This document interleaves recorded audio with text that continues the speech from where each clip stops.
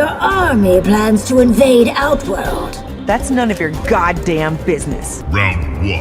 Fight. کاراکتری که به خاطر اینکه همه شخصیت‌های مورتال کامبت یک مرد نباشن در آخرین لحظات به بازی اضافه شد. از رابطش با جانی کیج در سری مورتال کامبت تا راز بوسه‌های مرگبارش که بیش از مشتی خاکستر از حریفش باقی نمیذاره.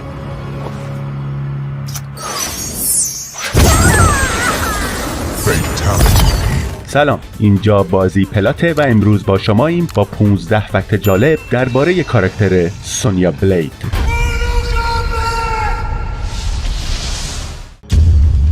سونیا قرار نبود در ابتدا تو بازی اول مورتال کامبت حضور داشته باشه. ظاهرا برنامه این بوده که استرایکر به جاش تو بازی حضور داشته باشه، یعنی همون استرایکری که تو بازی مورتال کامبت 3 برای اولین بار به فرانچایز مورتال کامبت اضافه شد. قرار بود استرایکر هم تیمی جکس باشه. یکی از ایده ها هم این بود که خود جکس اسم استرایکر رو داشته باشه، اما سازنده ها تصمیم گرفتن سونیا رو بسازن تا یه شخصیت زن هم به بازی اضافه کرده باشن، چون همه شخصیت های دیگه بازی مرد بودن.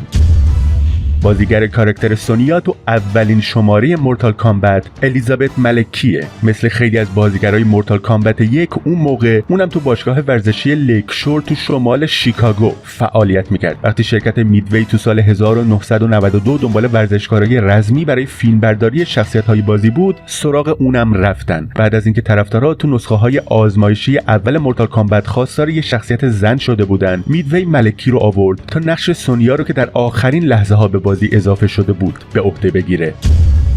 بعد از موفقیت مورتال کامبت 1 ملکی حق خودش میدونست که سهمی از سود بازی رو داشته باشه، چون از چهره اون بدون اجازه تو یکی از پس زمینه‌های بازی مورتال کامبت 2 هم استفاده شده بود، یعنی همون سونیای سنگی تو یکی از استیج‌های مورتال کامبت 2. در سال 1997 اون با بازیگرهای دیگه فیلیپ آن بازیگر شانگسونگ و کدلین زمیار یعنی همون بازیگر کیتانا شکایتی رو علیه میدوی طرح کردن، اما در نهایت دادگاه به نفع میدوی رأی داد و چیزی عایدشون نشد.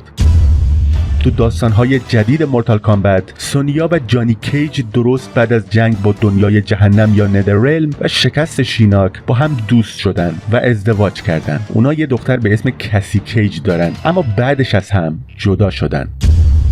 اولین حضور کسی کیج تو بازی مورتال کامبت X بود. کسی چون دختر یه بازیگر معروف و پولدار هالیوودی یعنی همون جانی کیج بود، یه کوچولو لوس بار اومده بود، ولی بعد از اینکه توسط گروه بلک دراگن یا اژدهای سیاه دزدیده شد، رفتارش عوض شد. این تجربه باعث شد که اون تصمیم بگیره به نیروی ویژه بپیونده و زیر نظر پدر و مادرش آموزش ببینه.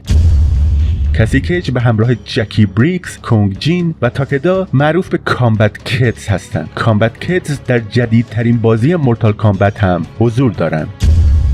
نقش سونیا رو تو بازی مورتال کامبت 3 کری هاسکینز بازی کرده. اون همچنین برای نقش سونیا تو فیلم مورتال کامبت نابودی یا اناهیلیشن هم تست داده بود. اناهیلیشن یکی از بدترین فیلم‌های ساخته شده بر اساس بازی‌های ویدیوییه، اما چون کری هاسکینز تجربه بازیگری کافی نداشت تو تست قبولش نکردن. شاید به خاطر اینکه عوامل فیلم فقط دنبال بازیگرای درجه 1 بودن که نتیجه شد این. کری هاسکینز تو یه بازی آرکید دیگه هم حضور داشت. اسم بازی اکس بود.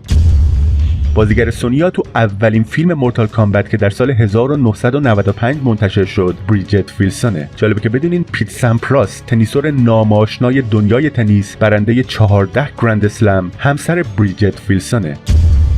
برای اجرای فینیشر معروف سونیا تو نسخه سگا جنسیس بازی مورتال کامبت 3 باید از فاصله دور این دکمه ها رو به ترتیب بزنید: عقب، جلو، پایین، پایین، وای.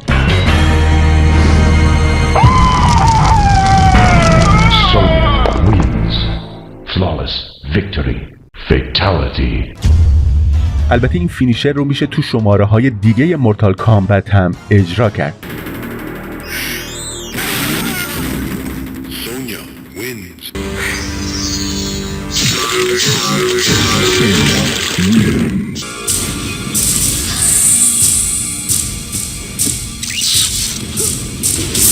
Sonya wins.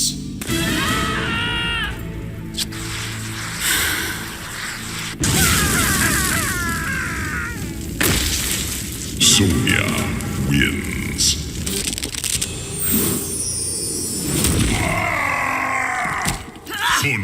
wins.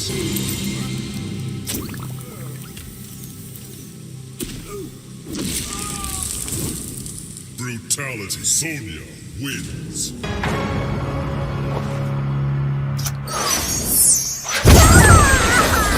Fatality.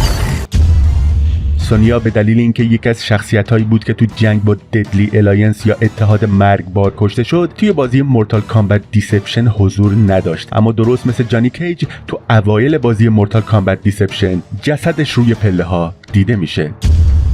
در پایان بازی مورتال کامبت 9 سونیا موفق میشه شاوکان رو شکست بده، اما این پیروزی با از دست دادن بسیاری از دوستا و همرزماش همراه میشه. این اتفاق ضربه شدیدی به سونیا وارد میکنه و اونو مجبور میکنه تا از نیروی ویژه یا اسپشیال فورسز کناره‌گیری کنه و به تنهایی به مسیرش ادامه بده. اما در این انزوا سایه‌ای ظاهر میشه که خودش رو پدر سونیا معرفی میکنه. با راهنمایی اون سونیا مأموریتی رو آغاز میکنه تا بقایای ارتش شاوکان رو نابود کنه. با وجود اینکه این پایان بندی تنها مختص شخصیت سونیاست و بخشی از داستان اصلی یا کنن بازی محسوب نمیشه، اما معرفی ناگهانی پدر سونیا به عنوان یک شخصیت جدید جنبه‌های جدیدی رو از گذشته سونیا آشکار میکنه و باعث ایجاد سوالاتی در مورد آینده این شخصیت میشه. اینکه آیا این رویداد تأثیری بر داستان‌های آینده بازی میذاره یا نه، موضوعیه که طرفدارا رو حسابی کنجکاو کرده.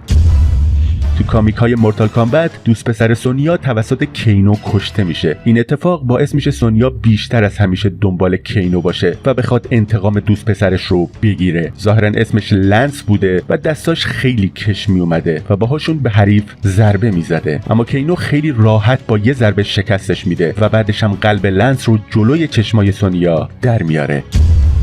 تو کامیک های مورتال کامبت یه جایی شاوکان مثل همیشه میخواست زمین رو تصرف کنه، ولی این دفعه یه نقشه جدید داشت. اون میخواست با سونیا بلید ازدواج کنه تا بتونه یه جوری قانونی راهشو به قلمروی زمین باز کنه. رپتایل هم تونست سونیا رو شستشوی مغزی بده تا قبول کنه با شاوکان ازدواج کنه، ولی داستان طوری پیش میره که سرآخر شاوکان نمیتونه به اون چیزی که میخواد برسه و این ازدواج سر نمیگیره، ولی حداقل شاوکان تونست یه لباس عروس تن سونیا کنه.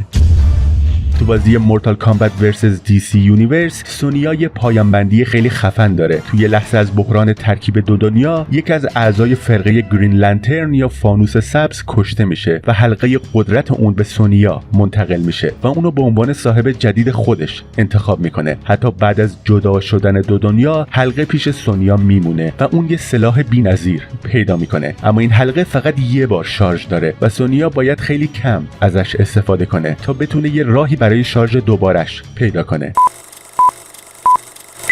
تو قسمت قبل به اونجایی رسیدیم که لیان فرمانده سابقش یعنی جک کرازر رو شکست داد و به سمت پناهگاهی که ایدا صحبتش رو میکرد حرکت کرد تا بتونه اشلی رو پیدا کنه و با هم خودشون رو به آزمایشگاه لوئیس برسونن و انگلای بدنشون رو از بین ببرن. سلام، اینجا بازی پلاته و امروز با شماییم با آخرین قسمت از داستان بازی رزیدنت ایول 4 ریمیک.